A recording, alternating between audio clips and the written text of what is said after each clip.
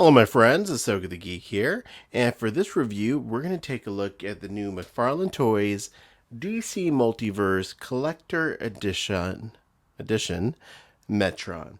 As you can see, I already took him out of the packaging, so apologies you won't get to see the box in this video, but here he is outside of the packaging. Let's kind of go through what he comes with. So there's the trading card. Love that trading card artwork. Love this imagery here of Metron. There's the back of the card talking about Metron. Then he does come with an extra set of hands, as you can see. Then the DC base. As you can see, he doesn't sit very well in the chair sometimes, but we'll get into that. Before we get into the figure, here's the base, or his chair, the Mobius chair. Is it the Morbius or Mobius? I think it's Mobius chair.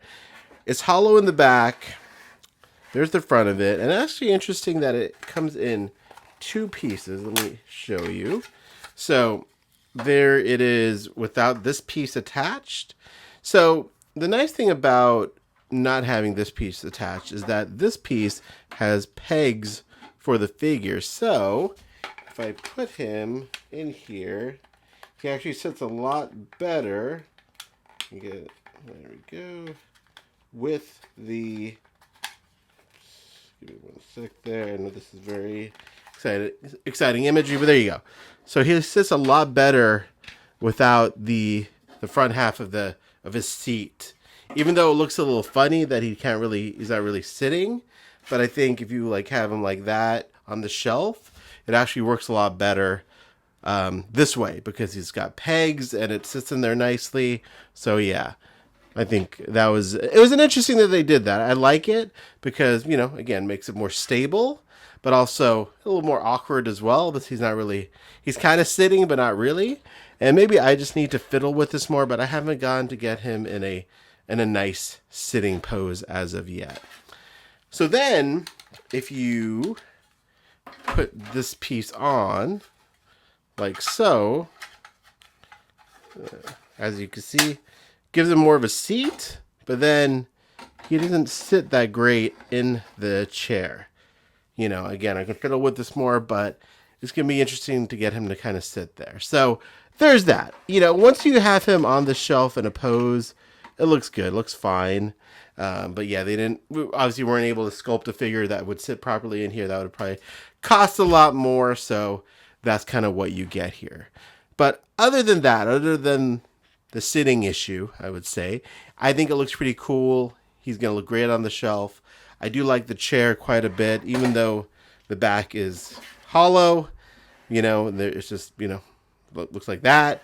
When it comes to just sitting on the shelf, it'll look great. It's going to look nice with your other New Gods and DC action figures. But yeah, of course, I would have preferred if the chair had a back to it, and if he could have sat better in it, that would have been nice.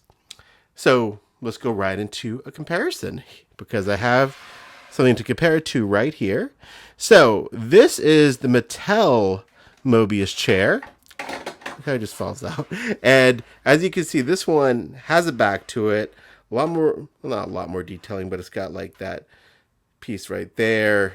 And it's a better looking chair. I got to give it to Mattel on this for sure when it comes to the chair because it's a better looking chair. It's fully constructed. This is like a movie prop, just to kind of show you the front of it, where the Mattel version is a fully formed chair. I think this even turns. It does. Where the McFarlane one. Oh, the McFarlane one spins too. So there's that.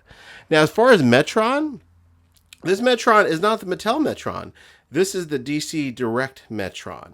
I didn't really care much for the Mattel Metron, to be honest with you.